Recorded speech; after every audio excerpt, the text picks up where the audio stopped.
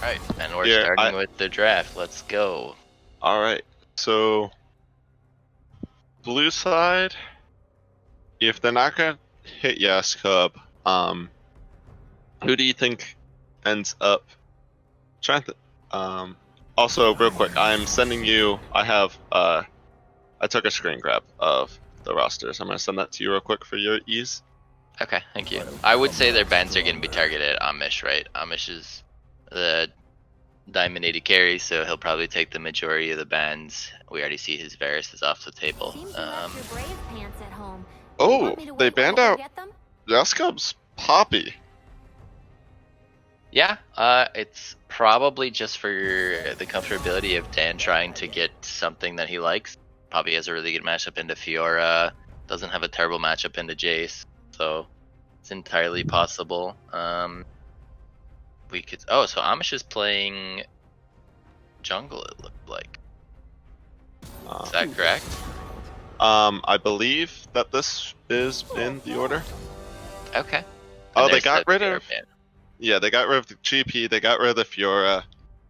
Yeah, Yaskub is probably just going to try to find some sort of tank, and that he can just survive the onslaught of Dan on, and hopefully outscale into the late game, I would think.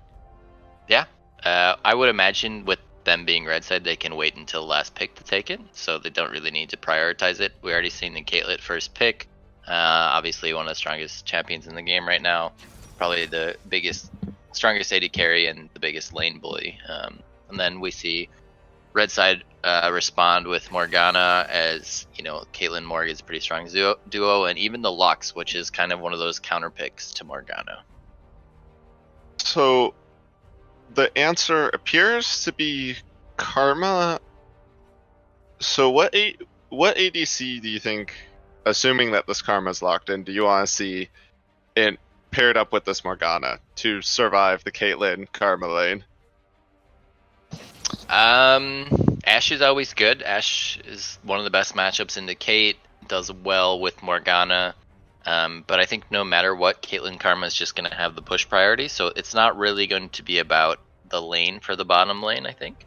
It'll be more about finding something that does well in the mid to late game. Ashe definitely has the possibility with the ability to have arrow.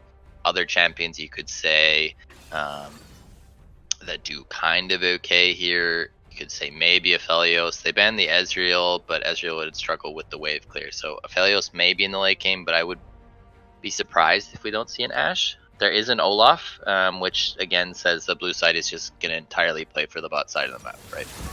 Yeah, so right now we have mismatch. The Lux we're assuming is going to be in the mid lane at this point. Unless they're going to try something real spicy like Morgana jungle.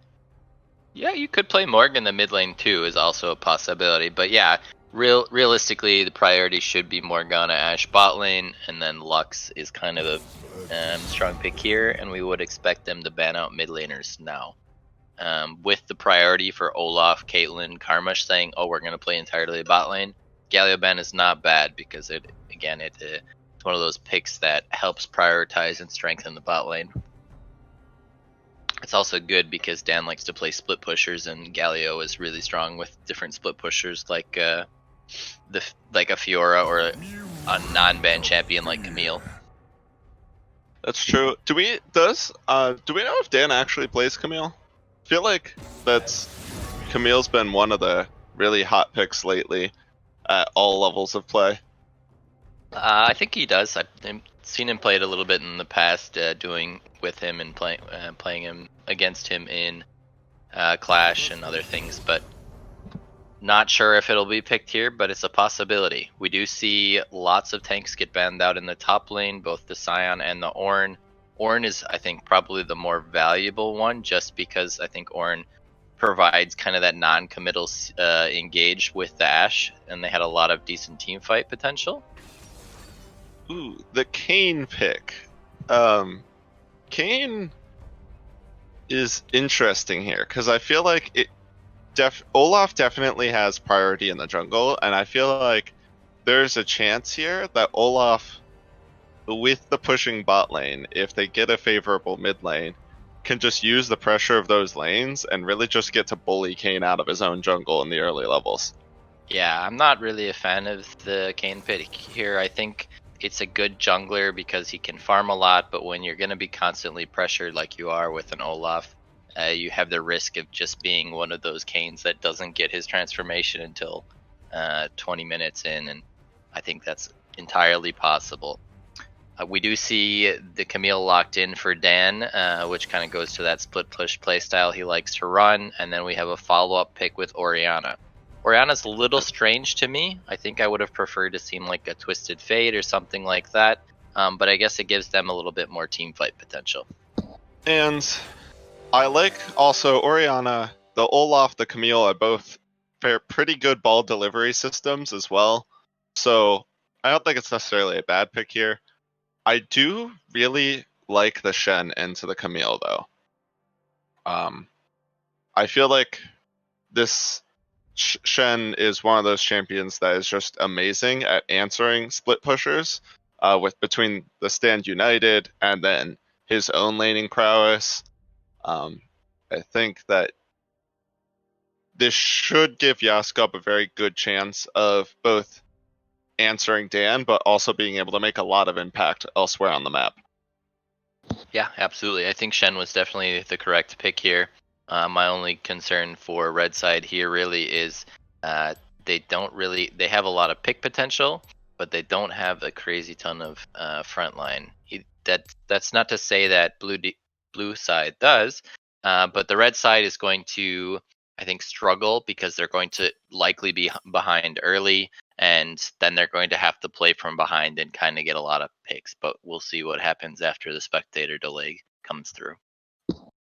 Yeah, and I think if you're a red side, your game plan just you need everyone to hit 6, and then you need you're gonna end up forfeiting in the first drag, and your comp just does not exist until level 6. I feel like.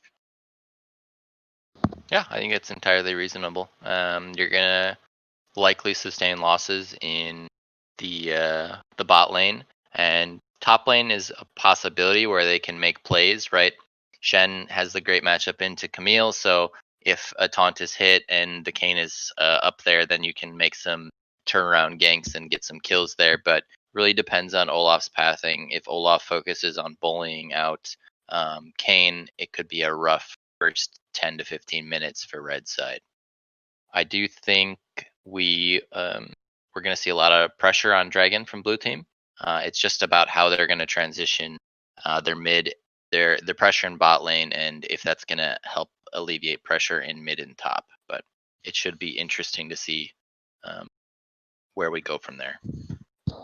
And drags, as always lately, have been the name of the game, and I really like the setup that blue side has to gain dragon control. You have the split push from Camille to draw pressure. And then you have the Caitlyn traps. In order to approach that drag, you're gonna have to get through a trap line, an Orianna ball, Karma poke, and then once you get through, then you're just gonna get run down by an Olaf. So I feel like if they are able to set up at a dragon, it becomes very difficult for red side to approach the dragon. Yeah, absolutely. I do think we have the possibility for red side to make a lot of picks if they have any vision near the dragon pit, right? You have Morgana, you have Lux, you have Ashe. You can definitely throw out some bindings, either Morgana's or Lux, and just try to pick someone off early before a dragon starts, but we shall see if that ends up happening. Either way, it should be very exciting to see our first game of the Dashcord Community Fight Nights, and I hope everybody that's tuned in or is participating, we get more participation so we can have lots of games going in the future. May this be the first fight night, but it certainly shall not be the last. And with that, our spectator delay should be about over. We'll get into game and we'll see what happens next. I feel like we really need the LEC theme music. Lupo to bring in some tunes here and pump us up during the loading screen, I believe. Yeah. Lupo, how much is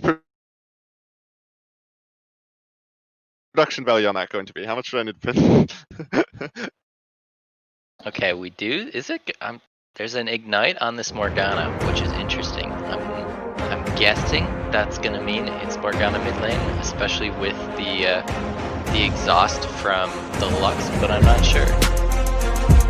We've got Cupcake saying, "Can we have some Lofi?" You know, I'll throw it in Lupo's direction, and he can pump us some music during this loading screen and any future intermissions. Skin choice is always pivotal, and I always deeply appreciate anyone who uses the Taipei Assassin skins. Beautiful. Love the Taipei Assassins. Yeah, absolutely. And Shen just does not have good skins. I'm sorry. Wait, what? There's some great Shen skins. What are you talking about? What do you mean? Give me a good Shen skin. The new Pulsefire Shen is. Oh wait, no, sick. Pulsefire Shen is pretty good. Never mind. About to say, this man. I take that by statement. Oh, and we have a pause right at. Yeah, right at the start of the game, we're starting strong with a pause. Blame production. I guess. Yeah, like get your Keck W's in the chat because our production team is struggling already.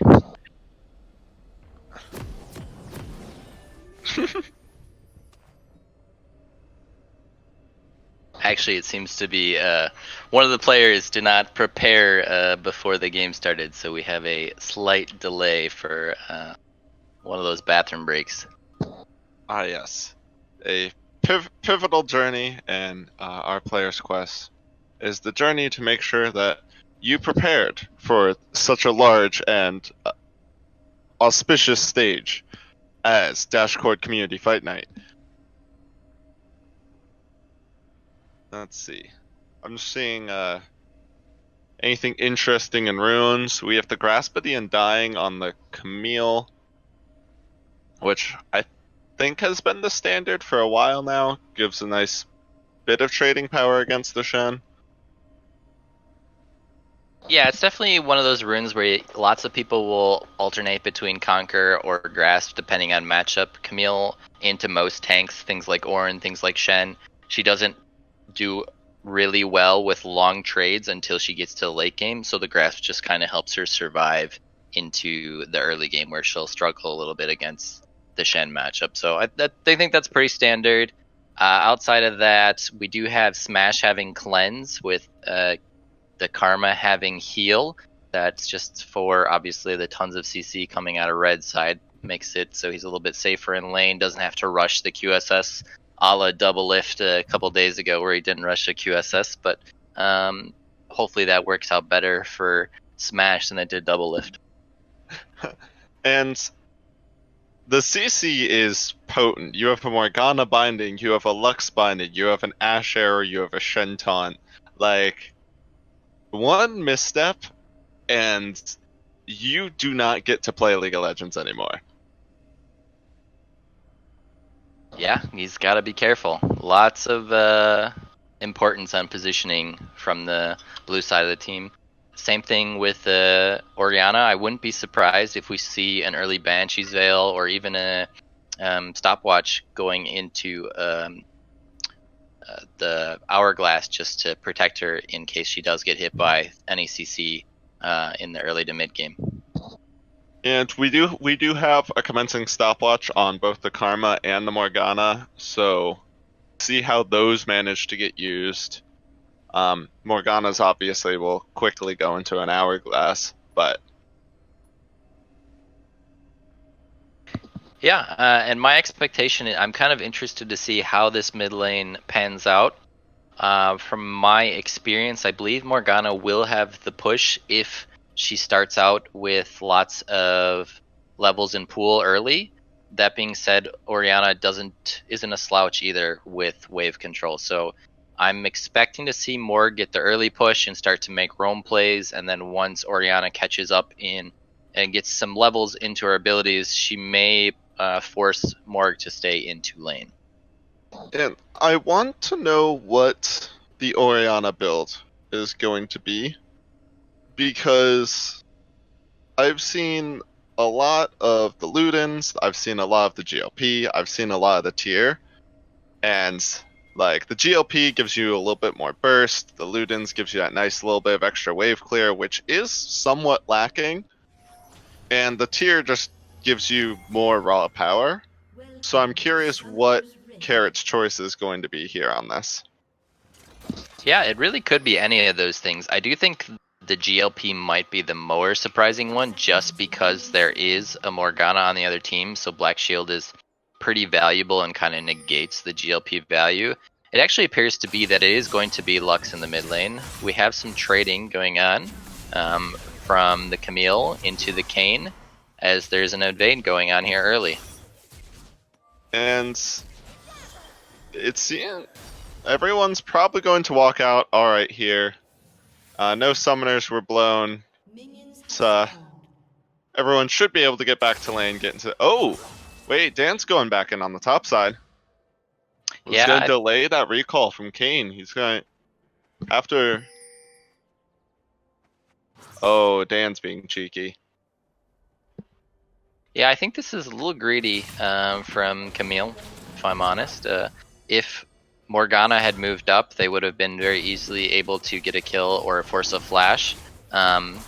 And with the sustain from Kayn starting the talisman and just his innate abilities, he won't struggle from losing the potion in the jungle camp.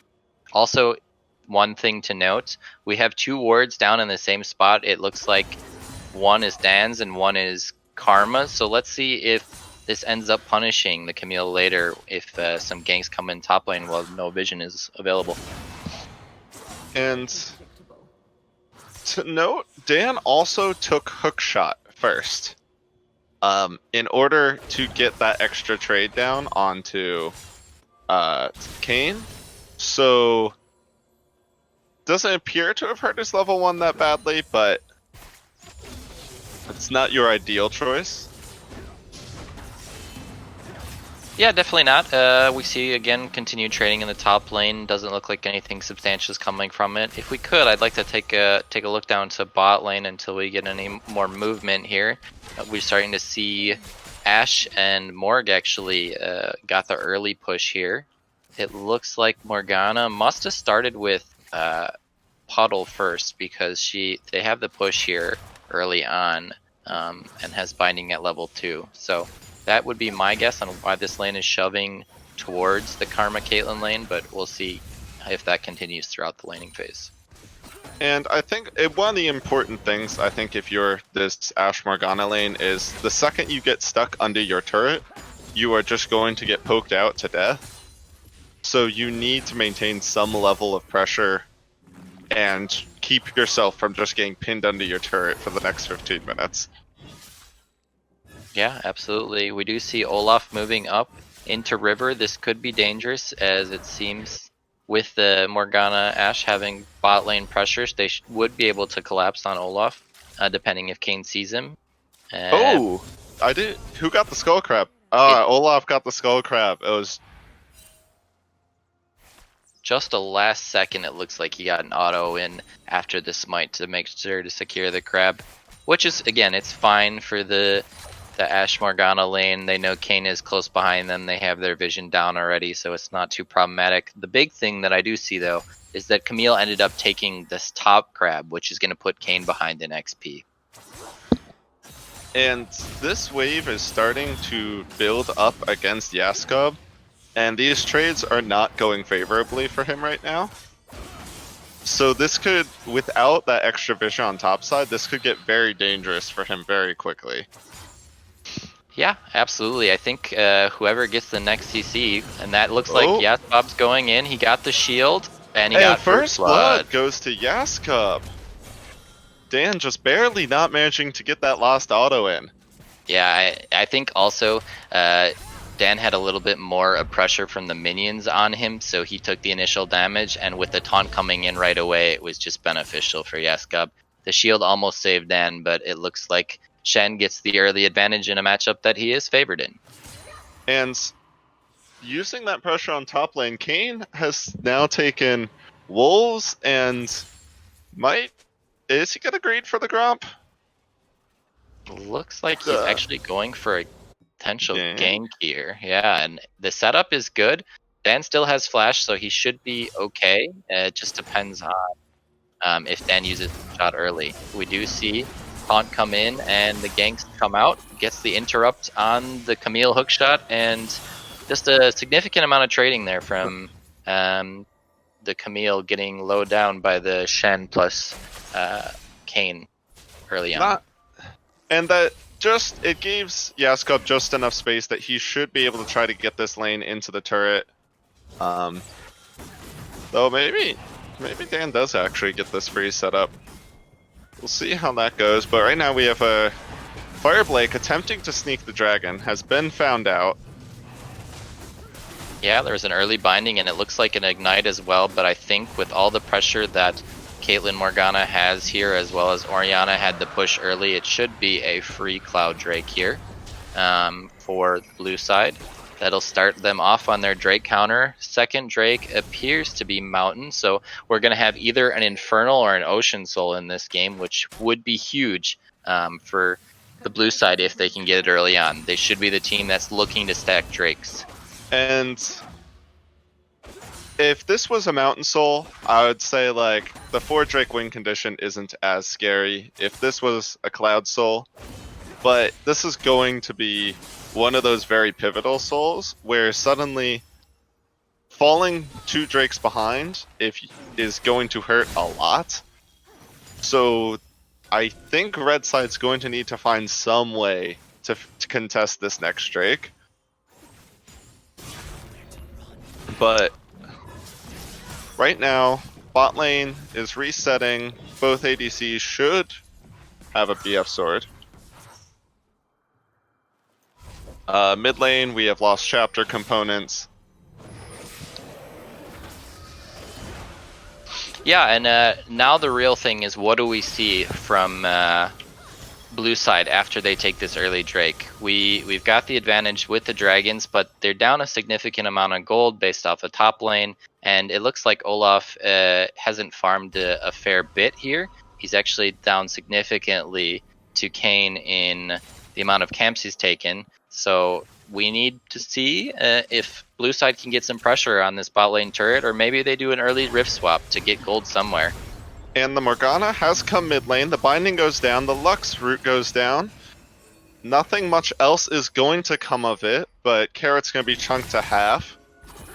Good roam from Aeromancer, getting something down. And it looks like they are trying to set up for this Herald in topside. Yeah, and I'm kind of surprised that it's the blue side that's going to, or the red side that's going for this first. You would think that potentially it would come from blue side with the push priority they have in bottom, but they're looking to just push in damage onto the Ashe, who has been chunked out with the Kate ultimate and what looked like a Karma Q. So we should see some plates start to fall and funneling that gold into Caitlyn. Hopefully they get a couple, she'll get to that point and gets an early IE or IE rapid fire potentially. And I am surprised that they did not go for this Rift Herald, especially since Kayn has 6, but he's going in now. Dan gets the hook shot out. Let's see if the chase is there. The Kayn ultimate's through. Dan flashes a moment too early. Oh, but he gets over the blast cone and over the wall. And now Yaskov, Kayn just gonna have to walk away. They got the flash out, but not much else from Dan. Yeah, I think the ults from Shen might have been an overcommitment. You got the flash, you probably should walk away at that point and take the advantage that you have with the early lead on Shen and the flash and come back later. Seems like kind of unnecessary to waste the Shen ult, especially with the bot lane getting pushed out as much as it is. I would agree with you there, and it's a lot of the benefit of Shen is the fact that you can constantly threaten that every single fight can easily turn into a 5v4. Yeah, absolutely. And I'd love to see the possibility of an Ashe arrow with, you know, we have Morgana walking up, uses her ult with a Shen on top of her. You can kind of counteract this Caitlyn pressure. But with that down, it looks like it's just going to be continued laning for Yasbob. He is slightly up in CS, but the biggest difference we're seeing on the map, one is in the Caitlyn having more CS than the Ashe. She's up about 17 CS at the moment. But also Kayn is getting to this point the where flash from Aeromancer, saving Sparrow's life there from the Kate ultimate too. Yeah, we do have the gank come in really top, busy. and that is a dead Camille. We have action all over the map. The punishment of Dan having no flash, he gets taunted and follow up with the good gank from Kayn is a dead Camille. This side lane split push win condition may be off the table for blue side for a while.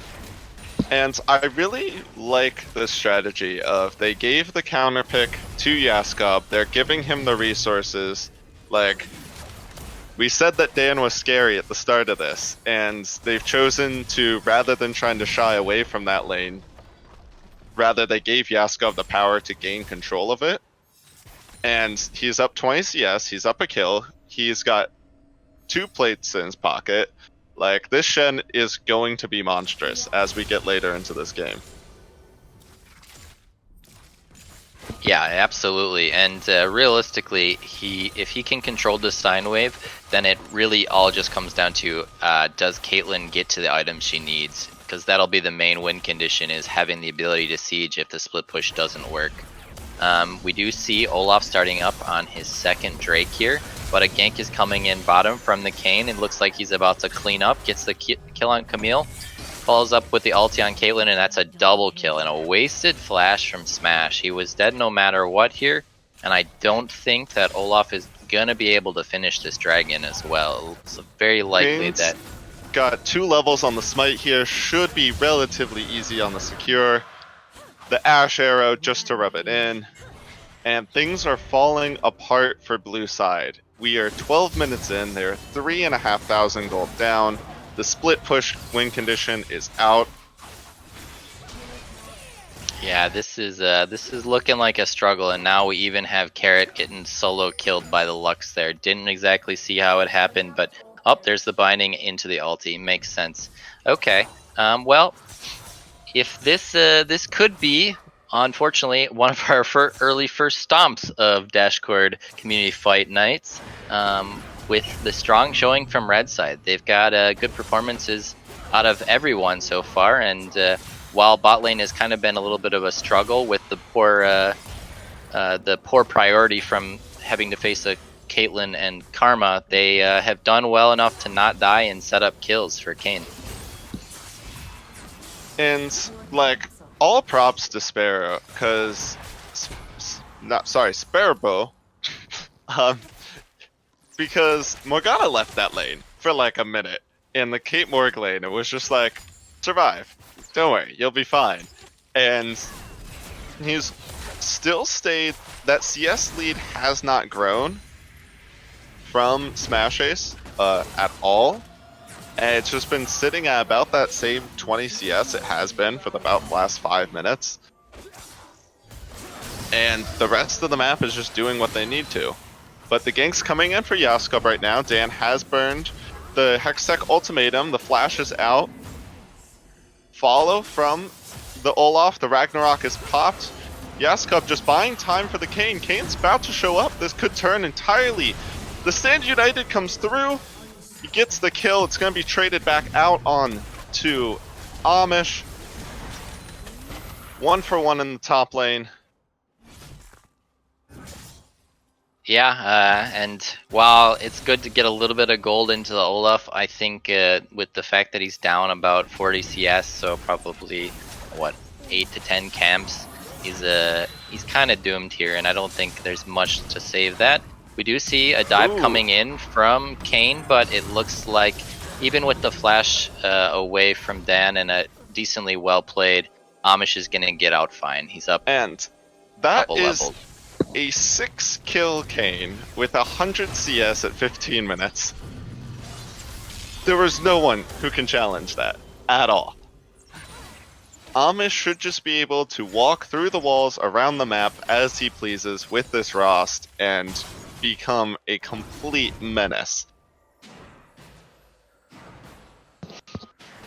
Yeah, absolutely. And I don't really know how we see a comeback here from blue side. It's entirely possible that this just goes in the direction of red the whole way, but I guess let's theorycraft. What would you say are the ways that blue side makes a comeback here? So, I think you have to rely on some sort of teamfight wombo combo.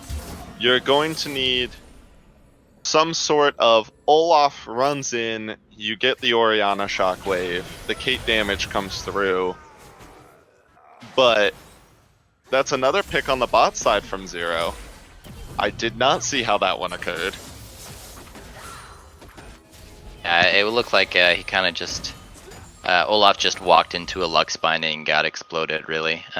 Which, you know, they have no vision control. They're kind of being pushed in pretty regularly everywhere, and it just seems like one of those games that is snowballing out of control. I'd like to see them, you know, try to play and rotate this Caitlyn around. You have first turret bot lane already dead. You might as well get her out of that lane and start pressuring, you know, pressure on that Shen, pressure onto that Lux, and try and get a turret somewhere. You don't have to worry about the early poor Drake win condition because you were able to sneak away the Cloud, but now you need to do something with Caitlyn if you want to take a lead anywhere.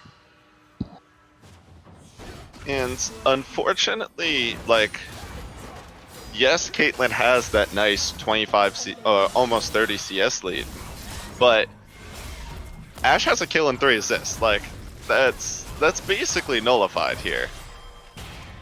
And we have another fight going on in the top river. Amish and Zero. Amish with the ult in, going really deep. Gets the kill onto It Was Magic. Following up the Flash Morg ult from Aeromancer, the Lux ult over the top, and there was no chance there for blue side. 2 for 0, and there's going to be the Rift Herald pop, it's going to be the mid turret, and things are just going from bad to worse. Yeah, and they'll transition that mid turret with the Rift Herald, or maybe they won't completely get it to get another dragon here. That'll be Drake number 2, and you know, they have an easy likelihood of getting the Ocean Soul this game if we even get to that point where it's necessary. That being said, blue side still has decent scaling with the Orianna, should be able to make some pressure around the map, and while Camille is very far behind, she will eventually outscale the Shen, though I don't really agree with the build path. It kind of seems strange to be going play the Ruined King on Camille. I don't believe that's meta anymore after Blade has been changed a little bit, but it won't matter long term. Eventually Camille will outscale Shen. It just depends on if blue side will ever get to that point. Yeah, and that's the point, is will you get to that point? You're 6,000 gold down, and It Was Magic just eating most of his health, Fireblake eating most of his health. Like, this Olaf is never... You don't have much of a front line right now. You don't have anyone who can eat up that poke. You don't, the Lux bindings, the Morg, the Ashe, like, there's no one who can comfortably take that damage right now.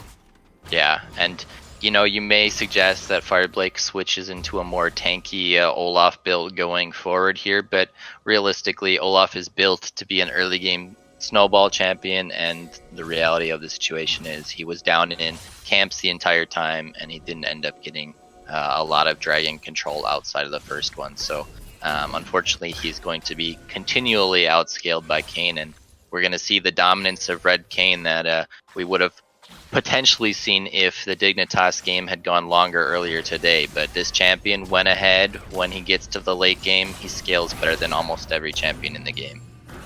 And all props to Amish on this, is he's going in for the trade on carrot. Nothing much else going to come from that. But the second Olaf showed bot side, Amish just said, okay, I'm gonna take your blue side jungle. That's mine now. And suddenly, Olaf, I saw him, he goes and walks into his blue side and there's nothing there. And Yaskub's already winning top lane. There's nothing to get there.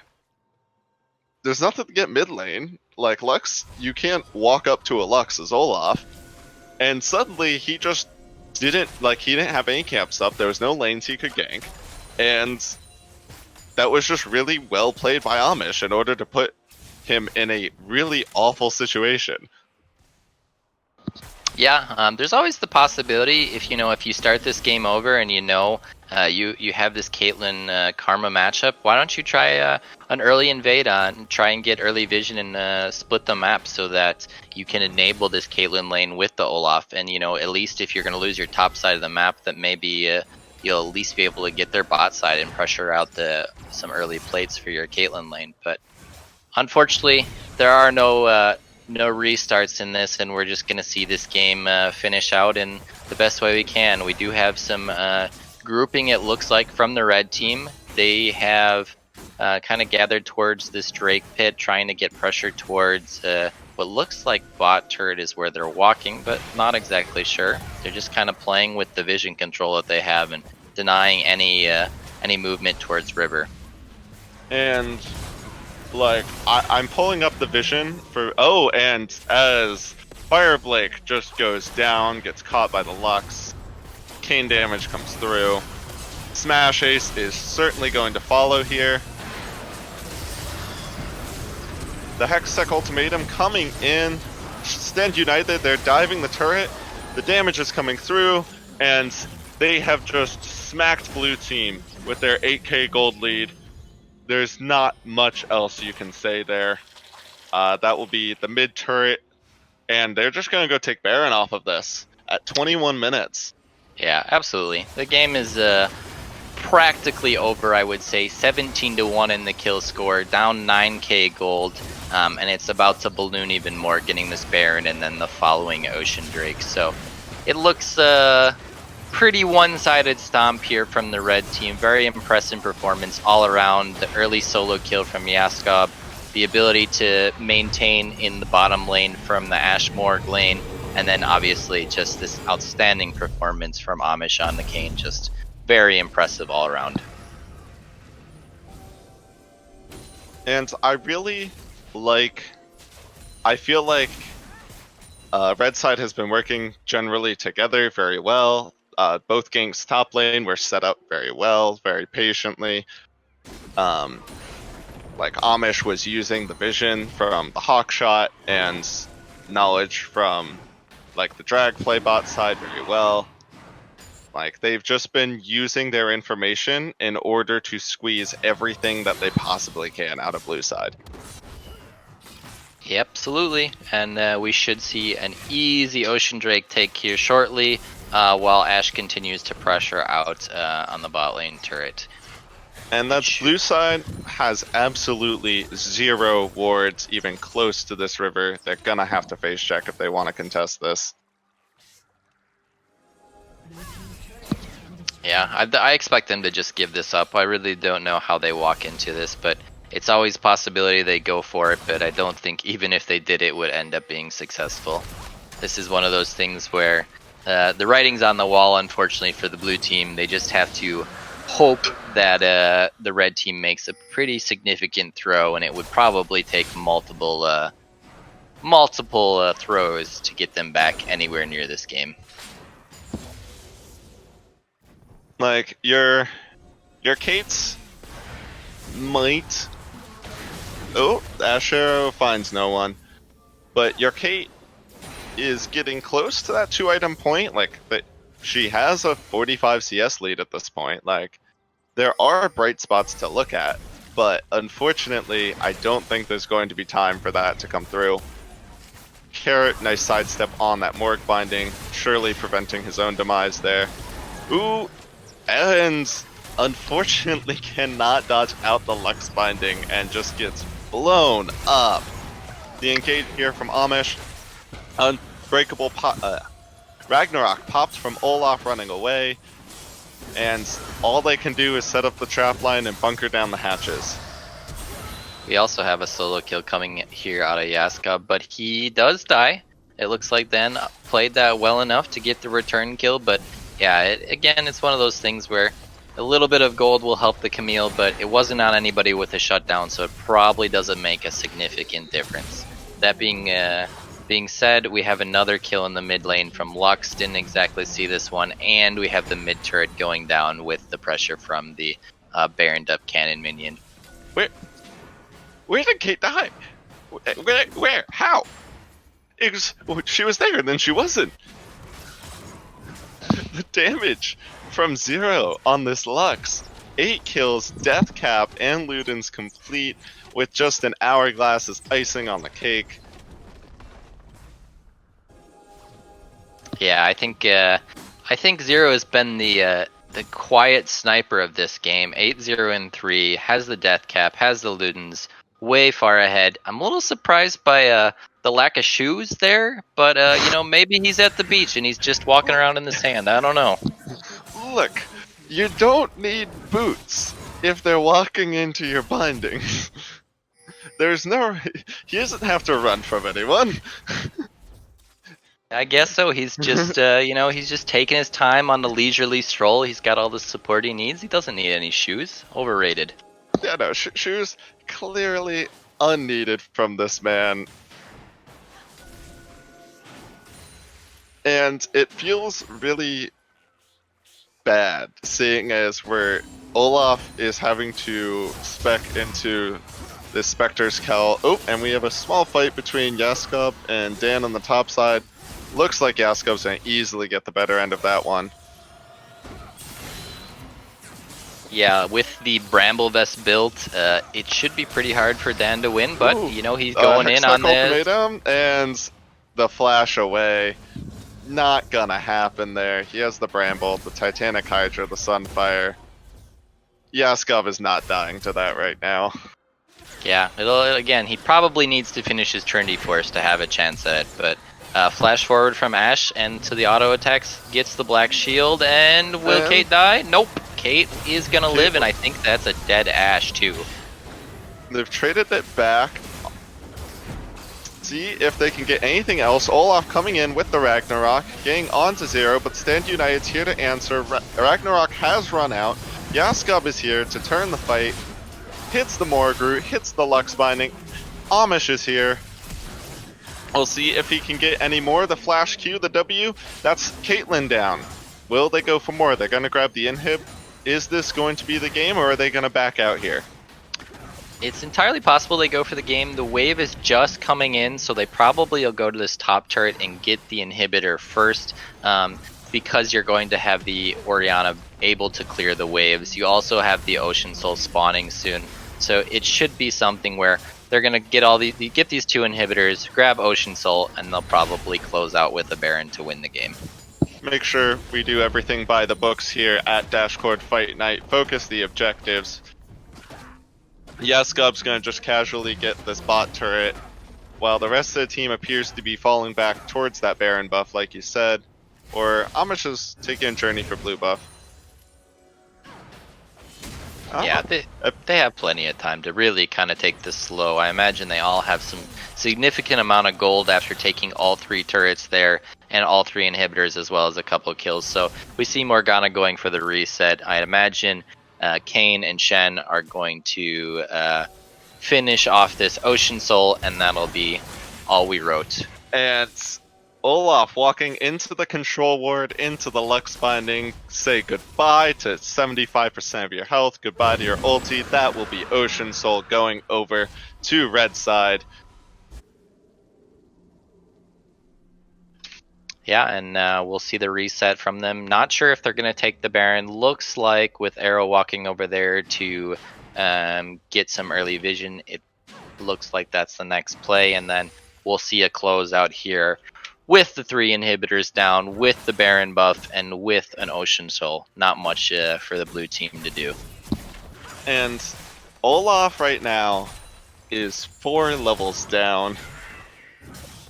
It feels bad to be an Olaf today. Yeah, he has been out farmed. He has been out objective controlled, and he has been out ganked by Amish's stellar performance on this Kayn. But again, you know, first match of many. I'm sure that Fireblake will show up in future performances as well as the rest of the blue team. I have a lot of belief in their ability. And I am very interested to see if any sort of meta develops through Dashcord Fight Night, if people are consistently playing, if picks like suddenly Yaskov shit. Are people not going to let Yaskov play Shen anymore? Oh, the Ash Arrow coming through, the cleanse coming out from Smash Ace, nothing else should come from that. And they're just gonna push down. Oh, what a binding from Lux, just obliterates both the Olaf and the Caitlyn, and that should be the game here. Dan's going to try to get some heroics, gets the stun onto the Ashe, but that will be all she wrote. Can't find enough damage, cannot find the target, and that should just be the game. GG's to everyone. That will be the end of the first game of Dashcord Fight Night.